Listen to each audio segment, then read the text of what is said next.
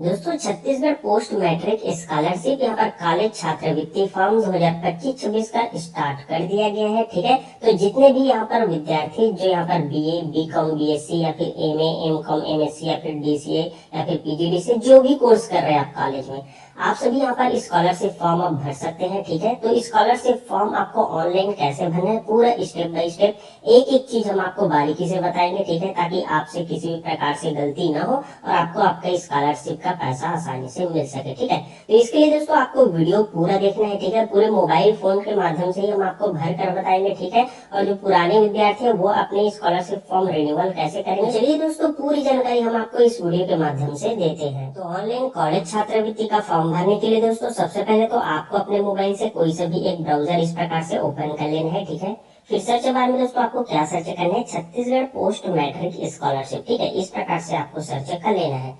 जैसे ही दोस्तों आप ये सर्च करते हैं अब आपको स्क्रॉल करके नीचे आ जाना है। देखिए सबसे ऊपर में यहाँ पास Chhattisgarh post matric scholarship portal लिखा हुआ देखने के लिए मिल जाएगा, इसी पर आपको क्लिक कर लेना है। अब इसके बाद दोस्तों देखिए आपके सामने इस प्रकार से पोस्ट मैट्रिक स्कॉलरशिप पोर्टल का ऑफिशियल वेबसाइट ओपन होकर आ जाता है। ठीक है दोस्तों, इस पेज का आपको डायरेक्ट लिंक चाहिए तो हम डिस्क्रिप्शन बॉक्स में इसका लिंक डाल देंगे, आप डायरेक्ट इस वाले पेज पर आ सकते हैं। ठीक है, अब दोस्तों यहाँ पास आपको स्क्रॉल करके नीचे आ जाना है। ठीक है, नीचे आएंगे तो दोस्तों देखिए यहाँ पास आपको लिखना देखने के लिए मिल जाएगा शैक्षणिक वर्ष 2025-26 में यहाँ पर नवीनीकरण फॉर्म भी ओपन कर दिया है। ठीक है, साथ ही साथ दोस्तों इसका ऑनलाइन फॉर्म आप कब तक भर पाएंगे, तो देखिए लास्ट डेट है 30/11/2025 तक। वही नए फॉर्म की अगर हम बात करें तो नए फॉर्म की भी दोस्तों लास्ट डेट यहाँ पर 30/11/2025 तक ही रखी गई है। ठीक है, अब दोस्तों आपको फॉर्म भरना है तो इसके लिए आपको क्या करना है, स्क्रॉल डाउन करते हुए नीचे आ जाना है। ठीक है, नीचे यहाँ पास आपको विद्यार्थी कॉर्नर पर आ जाना है। ठीक है, जैसे यहाँ आएंगे तो दोस्तों देखिए अब यहाँ पास आपको जो नए विद्यार्थी है जो फर्स्ट ईयर में है, ठीक है, उनको क्या करना होगा, यहाँ पर रजिस्ट्रेशन करना होगा पंजीकरण पर क्लिक करके। और जो पुराने विद्यार्थी है जो सेकेंड ईयर या फिर फाइनल ईयर में या फिर अन्य जो भी ईयर में है वो सब यहाँ पर लॉग इन करके अपना फॉर्म भरेंगे। ठीक है, देखिए दोस्तों आपको बताना चाहेंगे अगर आपने फर्स्ट ईयर में यहाँ पर सब फॉर्म भरे थे तो आपने पंजीयन कराए थे तो दोबारा आपको पंजीयन कराने की आवश्यकता नहीं है, डायरेक्ट लॉग इन करके आपको फॉर्म भरना होगा। ठीक है, तो इस वीडियो में दोस्तों हम आपको लॉग इन करके यहाँ पर जो रिन्यूअल या फिर नवीनीकरण फॉर्म है वो कैसे भरेंगे पूरे डिटेल से बताने वाले हैं। ठीक है, और रही बात दोस्तों नए विद्यार्थियों के लिए जो फर्स्ट ईयर में है, फर्स्ट टाइम यहाँ पर स्कॉलरशिप का फॉर्म भर रहे हैं तो उनको यहाँ पर पंजीयन करना होगा। ठीक है, इनके लिए एक अलग से प्रॉपर वीडियो लाएंगे। ठीक है, उसमें डिटेल से बता देंगे। ठीक है, इस वीडियो में दोस्तों चलिए हम नवीनीकरण छात्रवृत्ति फॉर्म कैसे भरना है वो जानते हैं। ठीक है, तो इसके लिए दोस्तों आपको क्या करना है, देखिए यहाँ पर जो लॉगिन लिखा हुआ है इसी लॉगिन पर आपको क्लिक कर लेना है।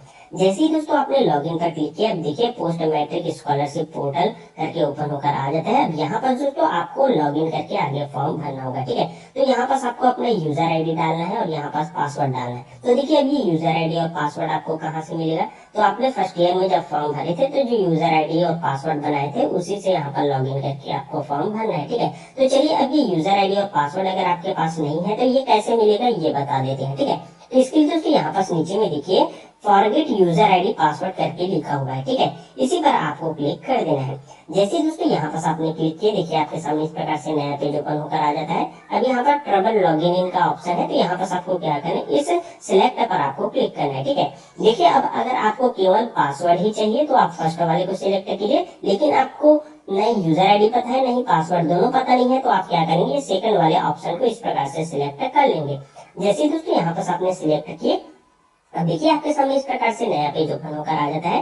तो अब यहाँ पर आपको क्या डालना है, अपने आधार नंबर को यहाँ पर डाल दीजिए और यहाँ पर आपको अपने पूरा नाम को डाल देना है। इसके बाद दोस्तों यहाँ पर आपको अपने डेट ऑफ बर्थ को सिलेक्ट करके डाल देना है। तो कुछ इस प्रकार से दोस्तों यहाँ पर आप अपना आधार नंबर डाल लेते हैं, अपना नाम डाल लेते हैं और अपना डेट ऑफ बर्थ भी यहाँ पर सिलेक्ट कर लेते हैं। इसके बाद नीचे में देखिए जो सबमिट का ऑप्शन आपको दिखाई दे रहा है इसी सबमिट पर आपको क्लिक कर देना है। इसके बाद दोस्तों देखिए अब आपके सामने इस प्रकार से user ID password reset successfully हो गया है और नीचे आपको जो ईमेल आईडी दिख रहा है इसी ईमेल आईडी पर दोस्तों देखिए यहाँ पास इसी ईमेल आईडी पर आपके पासवर्ड को भेज दिया गया है। ठीक है, तो अब आप अपने ईमेल आईडी को चेक कीजिए, उसमें यूजर आईडी और पासवर्ड आया होगा।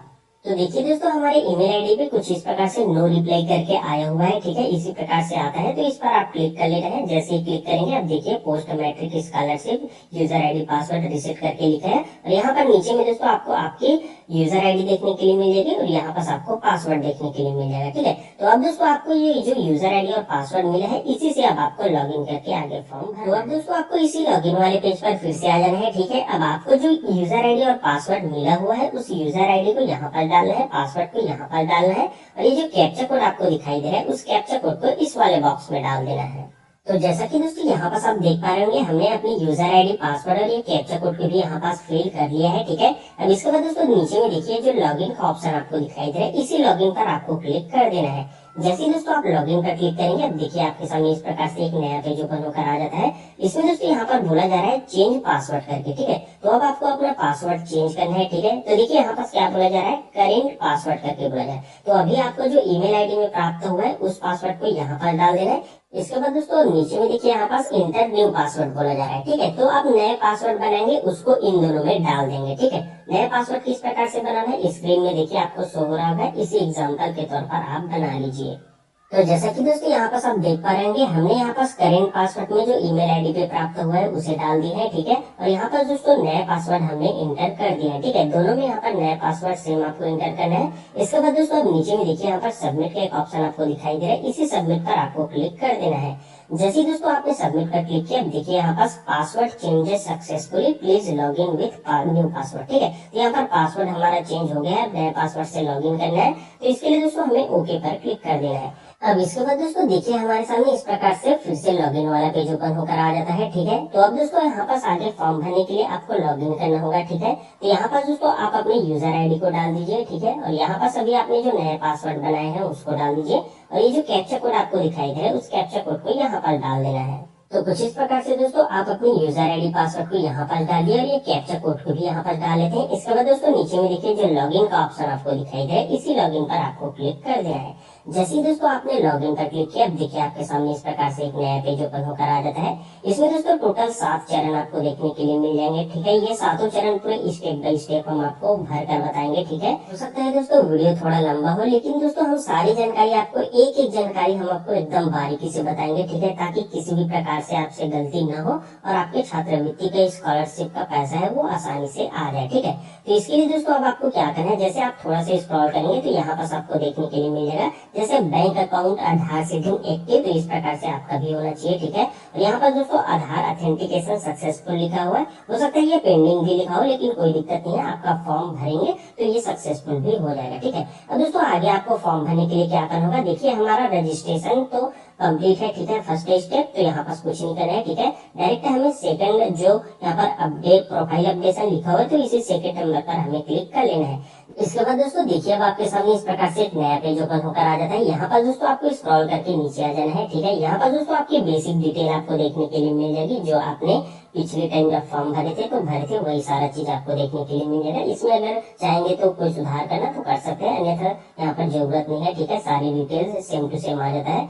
यहाँ पर जैसे आयु अर्पण अगर अनाथ होंगे तो यहाँ पर यस नो कर सकते हैं, आपके पिताजी का नाम, माताजी का नाम, और यहाँ पास आपके मोबाइल नंबर, ईमेल आईडी वगैरह ये सारा चीज देखने के लिए मिल जाएगा। इन सब में आप कुछ नहीं कीजिए, ऐसे ही रहने दीजिए। ठीक है, अगर आप चाहेंगे तो ये आप यहाँ पर सुधार कर लीजिए, अन्यथा ये सब रहने दीजिए। ठीक है, क्योंकि यहाँ पर पिछले साल आपका स्कॉलरशिप आ गया तो ये सब डिटेल सेम टू सेम रहेगा, तो इस साल भी आपके स्कॉलरशिप आने में कोई दिक्कत नहीं होगा। ठीक है, इसके बाद दोस्तों नीचे में देखिए अब यहाँ पर अल्टरनेट कॉन्टेक्ट डिटेल पूछा जा रहा है, तो आप चाहेंगे तो आपके पास दूसरा नंबर और है तो यहाँ पर डाल सकते हैं, और दूसरा ईमेल आईडी भी है अलग से तो आप डाल सकते हैं, अन्यथा यहाँ पास भी कुछ करने की आवश्यकता नहीं है, आप इसे भी छोड़ दीजिए। ठीक है, इसके बाद अब देखिए यहाँ पास हिंदी यूनिकोड में आपको इंटर करना है। ठीक है, जैसे दोस्तों यहाँ पास आपका प्रथम नेम पूछा जा रहा है तो आप अपना नाम डाल दीजिए। मान लीजिए दोस्तों अगर आपका नाम सूरज कुमार यादव है तो आप कैसे करेंगे, प्रथम नेम में सूरज डालेंगे, मध्य नेम में कुमार डालेंगे और अंतिम नेम में यादव डालेंगे। ठीक है, इस प्रकार से सूरज कुमार यादव को इस प्रकार से आपको डालना है। ठीक है, इस प्रकार से आप अपना नाम डाल लीजिए। इसके बाद देखिए यहाँ पास आपके पिता या फिर पति का नाम पूछा जा रहा है, तो देखिए जो लड़के होंगे वो यहाँ पास अपने पिताजी का नाम डालेंगे, और जो लड़कियां हैं जिसकी शादी हो चुकी है तो वो यहाँ पास अपने पति का नाम भी डाल सकते हैं। ठीक है, ध्यान रखेंगे लेकिन आपको हिंदी में ही डालना है। इसके बाद देखिए यहाँ पास माता का नाम पूछा जा रहा है, तो यहाँ पास आपको अपने माता का नाम हिंदी में डाल देना है, ठीक है। तो कुछ इस प्रकार से दोस्तों आपको अपने नाम, अपने माता पिता का नाम हिंदी में डाल लेना है, ठीक है। इसके बाद दोस्तों अब देखिए यहाँ पास आपसे पूछा जा रहा है अदर बेसिक डिटेल, ठीक है। तो इसमें यहाँ पास पूछा जा रहा है आपके पिताजी करते क्या है करके, ठीक है। तो यहाँ पास सिलेक्टर पर क्लिक कीजिए। देखिए अब यहाँ पास ऑप्शन आ जाता है, अगर आपके पिताजी गवर्नमेंट एम्प्लॉय है तो यहाँ पास क्लिक कीजिए, अगर कोई प्राइवेट काम करते हैं तो यहाँ पास क्लिक कर सकते हैं, अगर खेती किसानी करते हैं तो फार्मर को क्लिक कर सकते हैं, और इसके अलावा मजदूरी वगैरह या कुछ अलग काम करते हैं तो यहाँ पर आप अदर को क्लिक कर सकते हैं, ठीक है। इसके बाद दोस्तों देखिए यहाँ पास आपके माताजी क्या करते हैं पूछा जा रहा है, ठीक है। माताजी का ऑक्यूपेशन, तो इस पर क्लिक कीजिए, अगर खेती किसानी करते होंगे तो यहाँ पास क्लिक कर सकते हैं, अन्यथा यहाँ पास अदर का भी ऑप्शन दिया गया है, ठीक है। तो जो करते हैं यहाँ पास सिलेक्ट कर दीजिए। इसके बाद दोस्तों अब देखिए यहाँ पास रिलीजियन आपसे पूछा जा रहा है, ठीक है। तो यहाँ पर सिलेक्ट पर क्लिक करना है। अब देखिए यहाँ पर आप हिंदू है या फिर मुस्लिम या फिर क्रिश्चियन या फिर सिख, जो भी है दोस्तों यहाँ पास आपको सिलेक्ट कर लेना है। इसके बाद दोस्तों अब देखिए यहाँ पर हाउस होल्ड कैटेगरी पूछी जा रही है, ठीक है। इसमें देखिए यहाँ पर बीपीएल या फिर एपीएल पूछा जा रहा है। तो अगर आपके यहाँ जो राशन कार्ड है वो बीपीएल राशन कार्ड है तो बीपीएल सिलेक्ट कीजिए, और एपीएल है तो यहाँ पास एपीएल सिलेक्ट करना है, ठीक है। एक चीज का ध्यान देंगे, जैसे बीपीएल वाले हैं तो यहाँ पर बीपीएल सिलेक्ट करेंगे तो यहाँ पास आपके बीपीएल राशन कार्ड का नंबर पूछे, यहाँ पास आपको अपने राशन कार्ड का नंबर डाल देना है, ठीक है। लेकिन दोस्तों अगर आप एपीएल वाले होंगे तो एपीएल सिलेक्ट करेंगे तो यहाँ पास कोई राशन कार्ड नंबर नहीं पूछेगा, ठीक है।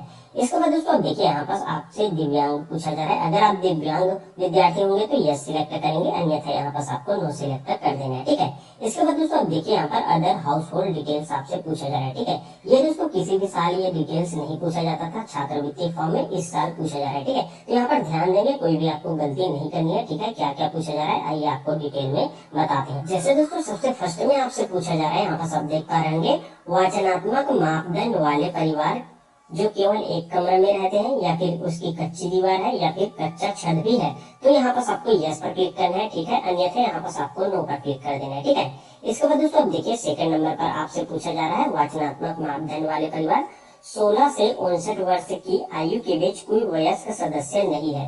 तो अगर ऐसा है आपके परिवार में तो यहाँ पास यस पर क्लिक कीजिए, अन्यथा यहाँ पास भी आप नो कर देंगे, ठीक है। इसके बाद दोस्तों देखिए यहाँ पास आपसे पूछा जा रहा है, वाचनात्मक मापदंड वाले परिवार महिला मुखिया वाले परिवार जिसमें 16 से 59 वर्ष की आयु के बीच में कोई वयस्क पुरुष सदस्य नहीं है। तो यहाँ पर 16 से 59 वर्ष आयु के बीच में कोई वयस्क पुरुष सदस्य नहीं होंगे, ठीक है, महिला मुखिया वाले परिवार में। तो यहाँ पास आपको यस पर क्लिक करना है, अन्यथा यहाँ पास भी आपको नो पर क्लिक कर देना है, ठीक है। इसके बाद देखिए यहाँ पास आपसे पूछा जा रहा है, वाचनात्मक मापदंड वाले परिवार विकलांग सदस्य और कोई सक्षम वयस्क सदस्य नहीं है। तो अगर विकलांग सदस्य या फिर कोई सक्षम वयस्क सदस्य नहीं होंगे तो यहाँ पास आपको यस पर क्लिक करना है, अन्यथा यहाँ पास भी आपको नो पर क्लिक कर देना है, ठीक है। इसके बाद देखिए यहाँ पास आपसे पूछा जा रहा है, वाचनात्मक मापदंड वाले परिवार अनुसूचित जनजाति या फिर अनुसूचित जाति परिवार, ठीक है। तो अगर आप एससी या फिर एसटी के कैंडिडेट है तो यहाँ पास आपको यस पर क्लिक करना है, लेकिन अगर आप ओबीसी के कैंडिडेट होंगे तो यहाँ पास आपको नो पर क्लिक कर देना है, ठीक है। इसके बाद देखिए अब यहाँ पास आपसे पूछा जा रहा है, वाचनात्मक मापदंड वाले परिवार 25 वर्ष से अधिक आयु का कोई साक्षर वयस्क नहीं है। तो देखिए यहाँ पर आपसे पूछा जा रहा है 25 साल से अधिक का कोई पढ़ा लिखा वयस्क सदस्य नहीं है। तो यहाँ पास आपको यस पर क्लिक करना है, अन्यथा यहाँ पास भी आपको नो पर क्लिक कर देना है, ठीक है। इसके बाद देखिए अब आपसे पूछा जा रहा है, यहाँ पर वाचनात्मक मापदंड वाले परिवार भूमिहीन परिवार जो आय का बड़ा हिस्सा शारीरिक आकस्मिक श्रम से प्राप्त होता है, ठीक है। तो जो भूमिहीन वाले हैं परिवार से है वो यहाँ पर यस पर क्लिक कर देंगे, अन्यथा यहाँ पास भी आपको नो कर देना है, ठीक है। इसके बाद देखिए यहाँ पास आपसे पूछा जा रहा है, क्या छात्रा ऐसे परिवार से है जहाँ एक या दोनों माता पिता निरक्षर है। तो अगर आप ऐसे परिवार से होंगे जहाँ आपके माता या पिता दोनों पढ़े लिखे नहीं है तो यहाँ पास आपको यस पर क्लिक करना है, ठीक है, अन्यथा यहाँ पास भी आपको नो पर क्लिक करना है, ठीक है। अब इतना सब चीज कर लेते हैं। इसके बाद दोस्तों देखिए अब यहाँ पास आपसे आपका एड्रेस पूछा जा रहा है, ठीक है। तो इसमें दोस्तों आपको क्या करना है, सबसे फर्स्ट में तो दोस्तों यहाँ पास आपको अपना डिस्ट्रिक्ट सिलेक्ट कर लेना है, ठीक है। जो भी जिले से आप आते हैं यहाँ पर जिला देख लीजिए, अपने जिले का चयन कर लीजिए, ठीक है। इसके बाद दोस्तों अब देखिए यहाँ पास आपको आपका ब्लॉक पूछा जा रहा है, तो आप जिस भी ब्लॉक से आते हैं यहाँ पास आपको अपने ब्लॉक का चयन कर लेना है, ठीक है। इसके बाद दोस्तों अब देखिए यहाँ पास आपका विधानसभा भी आपसे पूछा जा रहा है, तो जो भी आपका विधानसभा है यहाँ पास देख लीजिए, अपने विधानसभा का भी शायद चयन कर लीजिए, ठीक है। इसके बाद दोस्तों अब देखिए यहाँ पास आपसे एड्रेस पूछा जा रहा है, ठीक है। तो यहाँ पर दोस्तों आपको अपना पूरा एड्रेस डाल देना है, ठीक है। जैसे अपने गाँव का नाम या फिर पोस्ट का नाम या फिर अपने तहसील का नाम, ये सब चीज आप डाल दीजिएगा, ठीक है। और यहाँ पर दोस्तों इसके बाद अपने एरिया का जो भी पिन कोड है उस पिन कोड को आपको डाल देना है, ठीक है। इतना सब चीज डालेंगे। इसके बाद दोस्तों अब देखिए यहाँ पास अपलोड स्टूडेंट फोटो, लिखकर आ रहा है। ठीक है, तो यहाँ पर दोस्तों अब आपको अपना फोटो अपलोड करना है। पहले से दोस्तों यहाँ पर आपका फोटो डाला रहता है। ठीक है, लेकिन अभी नया छात्रवृत्ति फॉर्म भर रहे हैं तो यहाँ पर आपको अपडेट करना होगा। ठीक है, तो नया फोटो अपलोड करने के लिए दोस्तों आपको क्या करना है, चूज फाइल पर क्लिक करके अपलोड करना है। ठीक है, लेकिन ध्यान रखेंगे यहाँ पर जो आप फोटो अपलोड करेंगे वो जेपीजी में होना चाहिए और मैक्सिमम यहाँ पर 50 KB तक होना चाहिए। ठीक है, तो दोस्तों अपने फोटो अपलोड करने के लिए यहाँ पर जो चूज फाइल लिखा है इस पर क्लिक कर दीजिए। उसके बाद दोस्तों यहाँ पर जिस फोल्डर में आपने फोटो रखे हैं वहां चले जाइए और यहाँ से अपने फोटो का सिलेक्शन कर लीजिए। इसके बाद दोस्तों देखेंगे कुछ इस प्रकार से आपका फोटो अपलोड होकर आ जाता है। ठीक है, अब इसके बाद दोस्तों देखिए यहाँ पास आपके हाई स्कूल मतलब कि आपके 10th क्लास की डिटेल पूछी जा रही है। ठीक है, तो इसमें दोस्तों सबसे पहले तो यहाँ पास आपको अपने 10th क्लास का रोल नंबर डाल देना है। ठीक है, इसके बाद दोस्तों कंफर्म रोल नंबर पे दोबारा आपको अपने रोल नंबर को एंटर कर देना है। तो इस प्रकार से आपको अपने 10वीं का रोल नंबर डाल लेना है। ठीक है, इसके बाद दोस्तों अब देखिए यहाँ पास आपसे पूछा जा रहा है 10वीं क्लास आप गवर्नमेंट स्कूल से पढ़े हैं या फिर प्राइवेट स्कूल से पढ़े हैं। ठीक है, देखिए गवर्नमेंट स्कूल से पढ़े होंगे तो यहाँ पर गवर्नमेंट पर आप क्लिक कर दीजिए। ठीक है, और अगर आप प्राइवेट से पढ़े होंगे तो यहाँ पर नॉन गवर्नमेंट पर क्लिक कीजिएगा। ठीक है, इसके बाद दोस्तों अब देखिए यहाँ पर आपसे पूछा जा रहा है ईयर आप पासिंग। ठीक है, तो 10वीं आप कौन से ईयर में पास किए हैं वो ईयर आपको यहाँ पर डाल देना है। ठीक है, अपने मार्कशीट में देख लीजिए कौन सी ईयर में पास किए हैं वो लिखा रहता है। ठीक है, इसके बाद दोस्तों देखिए यहाँ पास बोर्ड नेम आपसे पूछा जा रहा है। ठीक है, 10वीं आप कौन से बोर्ड से पास किए हैं, जैसे सीजी छत्तीसगढ़ बोर्ड से पास किए हैं तो इसे सिलेक्ट कीजिए, सीबीएसई वाले इसका सिलेक्ट करेंगे, आईसीएसई वाले इसका सिलेक्ट करेंगे, और आप इसके अलावा कोई दूसरा बोर्ड से पास किए हैं जैसे ओपन बोर्ड से तो यहाँ पास इसका भी सिलेक्शन कर सकते हैं। ठीक है, तो इस प्रकार से बोर्ड सिलेक्शन कर लीजिए। इसके बाद देखिए यहाँ पर परसेंटेज आपसे पूछा जा रहा है। ठीक है, तो आप 10वीं में कितना परसेंट आपका बना है उस परसेंट को आपको यहाँ पर डाल देना है। ठीक है, तो चलिए मैं फटाफट अब सारा चीज यहाँ पर डालता हूँ फिर आगे बताता हूँ। तो जैसा कि दोस्तों यहाँ पर आप देख पा रहे होंगे हमने सारी डिटेल्स डाल ली है। ठीक है, इसी प्रकार से आपको भी डाल लेनी है। ठीक है, इसके बाद दोस्तों अब देखिए नीचे में यहाँ पर जो सेव का ऑप्शन आपको दिखाई दे रहा है इसी सेव पर आपको क्लिक कर देना है। जैसे ही दोस्तों आप सेव पर क्लिक करेंगे फिर थोड़ी देर वेट कीजिएगा। अब देखिए यहाँ पर डाटा सेव सक्सेसफुल हो गया है। ठीक है, अब आपको ओके पर क्लिक कर देना है। जैसे ही आपने ओके पर क्लिक किया अब देखिए दोस्तों यहाँ पर आपका सेकंड स्टेप भी कंप्लीट हो गया। अब इसके बाद दोस्तों थर्ड स्टेप में एकेडमिक डिटेल डालनी है। ठीक है, तो क्या भरनी है कैसे भरनी है आइए ये भी बताते हैं। तो इसके लिए दोस्तों अब आपको स्क्रॉल कर लेना है। ठीक है, अब देखिए यहाँ पर आपसे पूछा जा रहा है सिलेक्ट इंस्टीट्यूट। ठीक है, तो यहाँ पर आप छत्तीसगढ़ में पढ़ रहे हैं तो इसे सिलेक्ट कीजिए और अदर स्टेट वाले होंगे तो यहाँ पर अदर स्टेट का भी ऑप्शन दिया गया है। ठीक है, इसके बाद दोस्तों अब देखिए यहाँ पर आपको स्क्रॉल कर लेना है। अब देखिए यहाँ पर आपसे करेंट इंस्टीट्यूट डिटेल पूछा जा रहा है। ठीक है, तो यहाँ पर आपको क्या क्या फिल करना है ध्यान से समझिए। देखिए यहाँ पर सिलेक्ट पर आपको क्लिक कर लेना है। ठीक है, जैसे सिलेक्ट पर क्लिक करेंगे अब करेंट इंस्टीट्यूट डिटेल, तो आप किस जिले में पढ़ाई कर रहे हैं, किस जिले में आपका कॉलेज है उसे सेलेक्ट कीजिए। ठीक है, जैसे हम यहाँ पर रायपुर वाले हैं तो रायपुर सिलेक्ट कर लेते हैं। आप जिस जिले में पढ़ाई कर रहे हैं उसका आप जिला सिलेक्शन कीजिएगा। ठीक है, इसके बाद सिलेक्ट इंस्टीट्यूट बोला जा रहा है। ठीक है, तो जैसे आपने यहाँ पर रायपुर सिलेक्ट की है तो रायपुर जिले में जितने सारे भी कॉलेज है वो इस प्रकार से आ जाएगा। ठीक है, तो आप जिस जिले में पढ़ रहे हैं उस जिले को सिलेक्शन कीजिएगा। उसके बाद इस प्रकार से कॉलेज आ जाता है तो यहाँ पास आप अपने कॉलेज का नेम देख लीजिए। ठीक है, उसके बाद अपने कॉलेज का सिलेक्शन कर लीजिए। ठीक है, इतना सब चीज करते हैं। इसके बाद दोस्तों देखिए ऑटोमेटिक अब आपका ये जो स्टूडेंट इंस्टीट्यूट आईडी है वो यहाँ पर इंस्टीट्यूट आईडी ऑटोमेटिक आ जाता है, इसमें आपको कुछ भी नहीं करना है। ठीक है, अब देखिए यहाँ पास आपसे एडमिशन डेट अपना पूछा जा रहा है तो आप किस डेट में एडमिशन हुए हैं वो आपके एडमिशन वाली स्लिप में दिया रहता है। ठीक है, वो डेट यहाँ पास आपको डाल देनी है। ठीक है, इसके बाद देखिए यहाँ पास इनरोलमेंट नंबर पूछा जा रहा है, ये जरूरी नहीं है आपको डालना, अगर पता हो तो यहाँ पास आप अपना इनरोलमेंट नंबर और इनरोलमेंट डेट डाल सकते हैं। ठीक है, अन्यथा ये दोनों छोड़ देंगे तो भी कोई दिक्कत नहीं होगा। ठीक है, इसके बाद अब आपको स्क्रॉल करके नीचे आ जाना है। अब देखिए दोस्तों यहाँ पास आपसे पूछा जा रहा है सिलेक्ट एडमिशन टाइप करके। ठीक है, तो यहाँ पर सिलेक्ट पर क्लिक करना है। अब देखिए आपका एडमिशन किस आधार पर हुआ है, जैसे मेरिट के आधार पर हुआ है तो यहाँ पर इसका सिलेक्शन कीजिए। जनरली अधिकतर स्टूडेंट का मेरिट के आधार पर ही एडमिशन हुआ रहता है। ठीक है, और अगर मैनेजमेंट कोटा के अंतर्गत हुआ है तो ये डाल सकते हैं, एनआरआई कोटा वाले ये डाल सकते हैं, स्पोर्ट एडमिशन वाले इसे डाल सकते हैं। ठीक है, जैसे यहाँ पर मेरिट बेस में हुआ है तो हम मेरिट बेसिस को सिलेक्ट कर लेते हैं। ठीक है, इसके बाद अब देखिए यहाँ पर सबसे पूछा जा रहा है स्टडी मोड करके। ठीक है, तो यहाँ पर सिलेक्ट पर क्लिक कीजिए। जैसे आप कौन से स्टडी मोड है आपका, जैसे रेगुलर स्टूडेंट है तो इसका सिलेक्शन कीजिए, डिस्टेंस वाले इसे डाल लीजिए, पार्ट टाइम वाले इसे सिलेक्शन कर लेंगे। ठीक है, जैसे हम रेगुलर स्टूडेंट यहाँ पर हम कर लेते हैं। इसके बाद दोस्तों देखिए यहाँ पर सबसे पूछा जा रहा है सिलेक्ट कोर्स करके। ठीक है, तो यहाँ पर आपको क्लिक करना है। ठीक है, जैसे अगर आप बीए या फिर बीकॉम या फिर बीएससी, जो भी कोर्स अभी वर्तमान में कर रहे हैं, ठीक है। यहाँ पर डीसीए पीजीडीसीए सारा चीज दिया गया है, ठीक है। तो यहाँ पास आप जिस कोर्स के लिए फॉर्म भरे उस कोर्स को इस प्रकार से सेलेक्ट कर, जैसे ही यहाँ पास आपने सिलेक्ट किए, अब आपको स्क्रॉल करके नीचे आ जाना है। अब देखिए यहाँ पास आपसे पूछा जा रहा है सिलेक्ट ब्रांच करके, ठीक है। तो यहाँ पास आपको क्लिक करना है। अब ब्रांच ही ऑटोमेटिक आ जाता है, ठीक है। यहाँ पास देखकर आपको सिलेक्ट कर लेना है, ठीक है। इसके बाद दोस्तों अब देखिए यहाँ पर जैसे आप सिलेक्ट करते हैं सिलेक्ट कोर्स कोड, ये ऑटोमेटिक आ जाएगा, इसे डालने की जरूरत नहीं है। इसके बाद देखिए यहाँ पर सिलेक्ट कोर्स ईयर पूछा जा रहा है, ठीक है। तो यहाँ पर सिलेक्ट पर आपको क्लिक करना है। जैसे अगर आप यहाँ पर सेकंड ईयर में है या फिर फाइनल ईयर में है, जो भी ईयर में है दोस्तों, यहाँ पर आप देख लीजिए उस ईयर का इस प्रकार से आपको सिलेक्शन कर लेना है, ठीक है।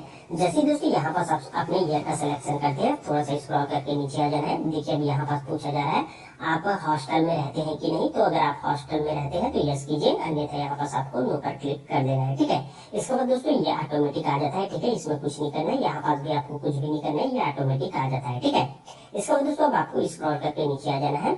अब यहाँ पर दोस्तों देखिए current course last year exam पूछा जा रहा है, ठीक है। तो ये ऑटोमेटिक फर्स्ट ईयर यहाँ पर डलाकर आ जाता है, ठीक है, क्योंकि हम सेकंड ईयर का फॉर्म भरे सेकंड ईयर वाले का, तो यहाँ पास ये ऑटोमेटिक का फर्स्ट ईयर आ जाएगा, ठीक है। ऑटोमेटिक आएगा, इसमें कुछ नहीं करना है। लास्ट ईयर एग्जाम डिटेल ये फर्स्ट ईयर करके या फिर सेकंड ईयर करके जो भी है ये ऑटोमेटिक आएगा, ठीक है। इसमें कोई भी दिक्कत नहीं है।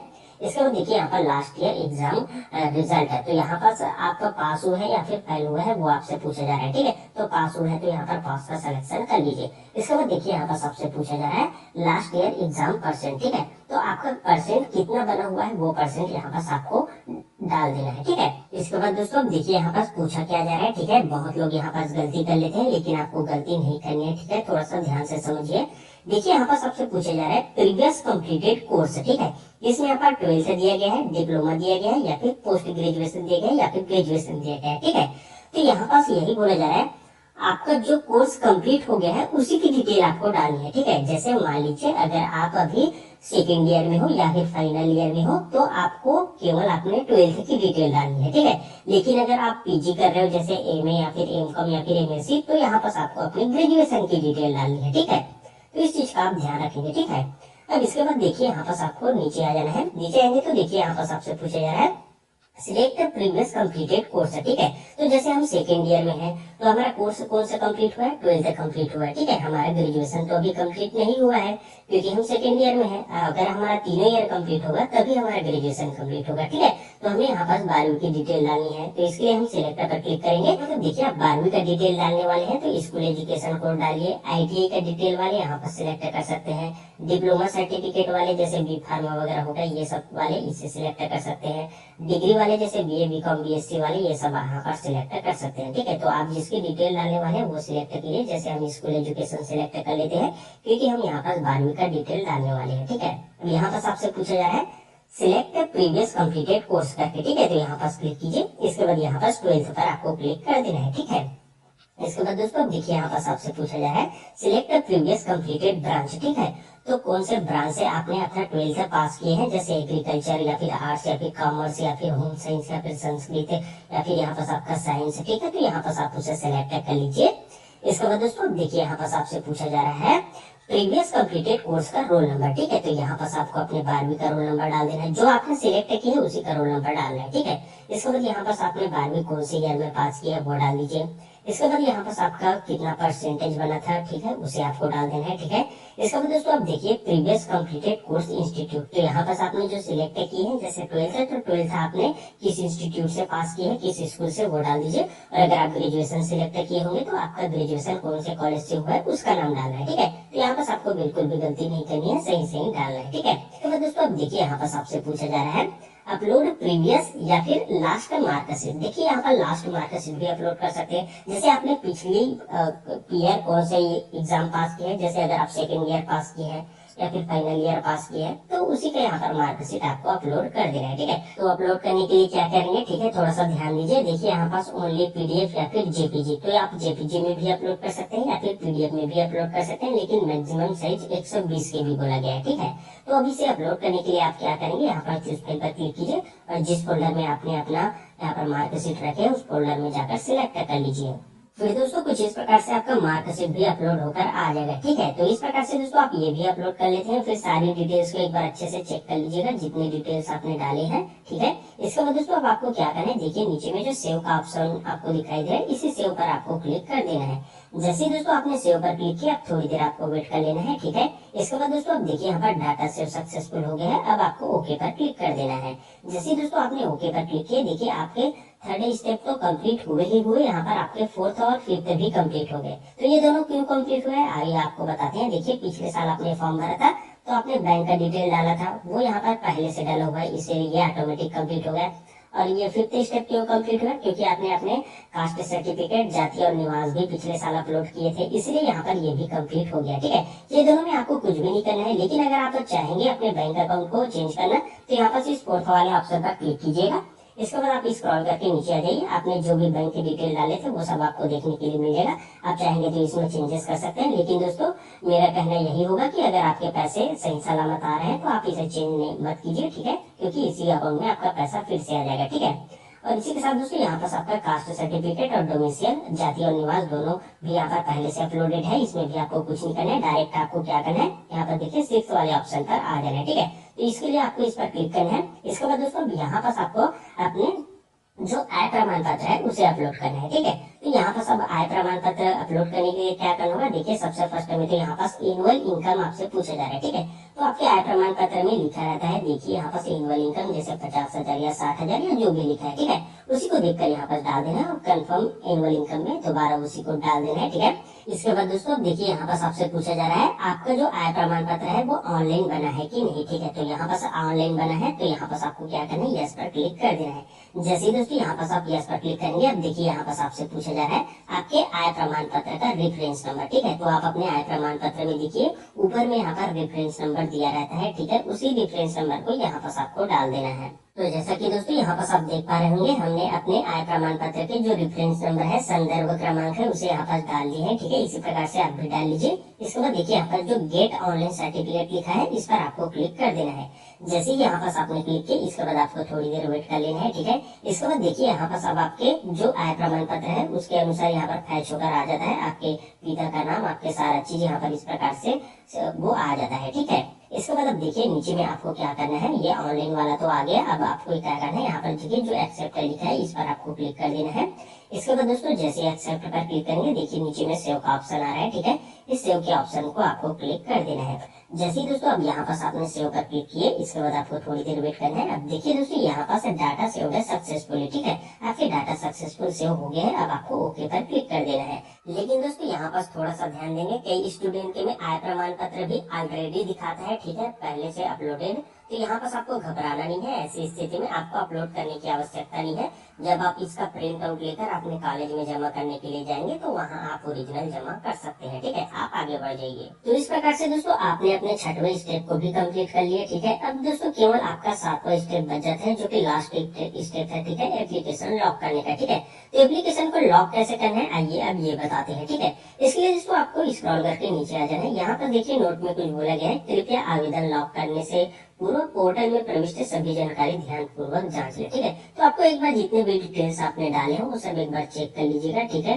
कहीं पे मिस्टेक रहेगा तो उसे आप सुधार कर लीजिएगा। ठीक है, क्योंकि आप लॉक करेंगे उसके बाद यहाँ पर सुधार नहीं कर सकते। ठीक है, अब इसके लिए दोस्तों लॉक करने के लिए आपको स्क्रॉल करके नीचे आ जाना है। देखिए दोस्तों, आप लॉक करने के लिए आपको यहाँ पर OTR वेरिफिकेशन मांगा जा रहा है। ठीक है, तो यहाँ पर वन टाइम रजिस्ट्रेशन OTR आपको करना होता है। ठीक है, NSP के पोर्टल में। दोस्तों आपने पिछले साल स्कॉलरशिप का फॉर्म भरे होंगे तो बिल्कुल आपने OTR किए होंगे। ठीक है, तो उसी OTR नंबर को यहाँ पास आपको डालना होगा। ठीक है, तो OTR नंबर अगर आप भूल गए होंगे तो वो कैसे निकाल सकते हैं आइए ये भी थोड़ा सा बता देते हैं। तो दोस्तों अपना OTR नंबर निकालने के लिए सबसे पहले तो कोई सा भी एक ब्राउजर ओपन कर लेना है। ठीक है, फिर सर्च बार में दोस्तों यहाँ पर आपको क्या सर्च करना है, NSP सर्च करना है। ठीक है, NSP के पोर्टल में ही OTR निकल जाएगा आपका। इसके बाद देखिए आपके सामने इस प्रकार से पेज आ जाता है। तो यहाँ पर जो नेशनल NSP लिखा है स्कॉलरशिप पोर्टल, तो इसी पर आपको क्लिक कर लेना है। जैसे ही यहाँ पर आपने क्लिक किया, देखिए आपके सामने NSP का ऑफिशियल वेबसाइट ओपन होकर आ जाता है। ठीक है, अब आपको क्या करना है, यहाँ पर देखिए जो 3 लाइन दिया गया है इस पर आपको क्लिक कर लेना है। जैसे ही क्लिक किया, अब देखिए यहाँ पर जो स्टूडेंट्स लिखा हुआ है इस पर आपको क्लिक कर लेना है। इसके बाद दोस्तों देखिए यहाँ पर आपके सामने आ जाता है apply for one time registration करके। ठीक है, OTR करके, तो इसी पर आपको क्लिक कर लेना है। जैसे दोस्तों यहाँ पर आपने क्लिक किया, अब देखिए आपको थोड़ा देर वेट करना है, आपके सामने इस प्रकार से पेज ओपन होकर आ जाता है। अब दोस्तों यहाँ पर आपको अपना OTR निकालने के लिए क्या करना होगा, यहाँ पर देखिए लॉगिन विद आधार आता है और एक लॉगिन करके आता है, ठीक है। तो आपको अपने आधार से लॉगिन करना है, ठीक है, फिर आप अपना OTR नंबर निकाल सकते हैं। तो इसके लिए क्या करेंगे, यहाँ पर देखिए आपको अपने आधार नंबर को डाल देना है। तो इस प्रकार से दोस्तों आप अपना आधार नंबर डाल लेते हैं, फिर देखिए यहाँ पर गेट OTP का एक ऑप्शन आपको दिखाई दे रहा है, इसी गेट OTP पर आपको क्लिक कर देना है। इसके बाद एक कंसेंट आता है, ठीक है, तो यहाँ पर आपको इसे क्या करना है, आई एग्री पर क्लिक कर देना है। जैसे ही आप क्लिक करेंगे, अब देखिए आपके OTP आधार नंबर पर सक्सेसफुली भेज दिया गया है, ठीक है। अब जो OTP आएगा उसको यहाँ पर डाल देना है। तो इस प्रकार से दोस्तों आप अपने आधार OTP को भी डाल लेते हैं। इसके बाद देखिए अब नीचे में जो प्रोसीड का ऑप्शन दिखाई दे रहा है, इसी प्रोसीड पर आपको क्लिक कर देना है। इसके बाद दोस्तों देखिए अब आपके सामने इस प्रकार से लॉगिन हो जाते हैं। यहाँ पर आपका प्रोफाइल अपडेशन, ईमेल अपडेशन सारा चीज देखने के लिए मिल जाएगा, लेकिन ये सब में आपको कुछ नहीं करना है। सबसे नीचे में देखिए यहाँ पर प्रोफाइल डिटेल में आपको आपका OTR नंबर देखने के लिए मिल जाता है, ठीक है। अब इसी OTR को वहाँ पर आपको स्कॉलरशिप वाले में डालना है। तो दोस्तों उस OTR नंबर को आपको क्या करना है, अब यहाँ पर आपको एंटर कर देना है, ठीक है। दोस्तों कुछ स्टूडेंट का यहाँ पर OTR रजिस्ट्रेशन अगर नहीं हुआ होगा तो OTR रजिस्ट्रेशन कर सकते हैं, ठीक है। कैसे करना है इसके ऊपर हम जो वीडियो बनाए हैं उसको डिस्क्रिप्शन बॉक्स में दे देंगे, आप देखकर कर लीजिएगा, ठीक है। हालांकि आपका रजिस्ट्रेशन तो हो ही गया होगा क्योंकि आप रिन्यूअल फॉर्म भर रहे हैं, तो पिछले साल बिल्कुल आपने OTR रजिस्ट्रेशन किए थे, ठीक है। तो OTR रजिस्ट्रेशन जैसे हमने निकाल कर बताया वैसे निकाल लीजिए। उसके बाद यहाँ पर उस OTR नंबर को डाल दीजिए। इस प्रकार से अपना OTR नंबर आप डाल लिए। इसके बाद दोस्तों आपको वेरीफाई करके यहाँ पर नीचे आ जाना है, ठीक है। अब दोस्तों आपको स्क्रॉल करके नीचे आ जाना है, यहाँ पास आपने फॉर्म में जितने डिटेल भरते हैं वो सब देखने के लिए मिल जाएगा, ठीक है। अब इसके बाद दोस्तों आपको क्या करना है, यहाँ पर देखिए आई एक्सेप्ट का एक बॉक्स दिया गया है, ठीक है। इस बॉक्स को आपको एक्सेप्ट कर लेना है, ठीक है। अब इसके बाद दोस्तों आपको अपने एप्लीकेशन को लॉक करना है, ठीक है। तो इसके लिए क्या करना होगा, यहाँ पर देखिए click here to lock application लिखा हुआ है, इसी पर आपको क्लिक कर लेना है, ठीक है। इसके बाद दोस्तों थोड़ी देर वेट करना है। अब देखिए यहाँ पास आ जाता है do you want to lock, तो अब आपको क्या करना है, यहाँ पास यस प्रोसीड पर क्लिक कर देना है। इसके बाद दोस्तों अब देखिए आपके सामने इस प्रकार से अब आपके आधार कार्ड के रजिस्टर्ड मोबाइल नंबर पर OTP भेज दिया गया है, ठीक है। अब उस OTP के दोस्तों यहाँ पास आपको इंटर कर देना है। तो कुछ इस प्रकार से दोस्तों यहाँ पास आप अपना OTP इंटर कर लेते हैं, ठीक है। इसके बाद नीचे जो वेरीफाई OTP लिखा है इसी पर आपको क्लिक करना है। फिर देखिए यहाँ पर ये प्रोसेसिंग हो रहा है। अब देखिए दोस्तों यहाँ पास आपका एप्लीकेशन लॉक्ड है, ठीक है। एप्लीकेशन सक्सेसफुली आपका लॉक हो गया है, ठीक है। अब दोस्तों आपको ओके पर क्लिक कर देना है। जैसे दोस्तों आपने ओके पर क्लिक किया, फिर देखिए अब आपके सामने इस प्रकार से क्लिक हियर टू प्रिंट का ऑप्शन ओपन होकर आ जाता है, ठीक है। तो यहाँ पर दोस्तों इसी पर आपको क्लिक करना है अपने प्रिंट आउट के लिए, ठीक है। इसके बाद दोस्तों इस प्रकार से डाउनलोड का ऑप्शन आ जाता है, डाउनलोड कर लीजिए। फिर दोस्तों कुछ इस प्रकार से आपके स्कॉलरशिप फॉर्म का प्रिंट आउट आपको देखने के लिए मिल जाएगा, ठीक है। तो कुछ इस प्रकार से दोस्तों आपको स्कॉलरशिप फॉर्म का नवीनीकरण करना था, ठीक है। उम्मीद है इस वीडियो के माध्यम से आपको डिटेल में समझ में आ गया होगा। इस तरह दोस्तों हमने बड़ी ही बारीकी से आप सभी को स्कॉलरशिप फॉर्म का नवीनीकरण कैसे करना है बताया है, ठीक है। दोस्तों इसी प्रकार की लगातार वीडियो पाने के लिए चैनल को जरूर सब्सक्राइब कर लीजिएगा, ठीक है। साथ ही दोस्तों एक और चीज आपको बताना चाहेंगे, जो प्रिंट आउट निकला है उसे आप लेकर अपने कॉलेज में जमा कर दीजिएगा, ठीक है। तो इस वीडियो में दोस्तों बस इतना ही। चलिए फिर से मिलेंगे आपके साथ एक नए वीडियो लेकर, तब तक के लिए दोस्तों धन्यवाद, जय हिंद।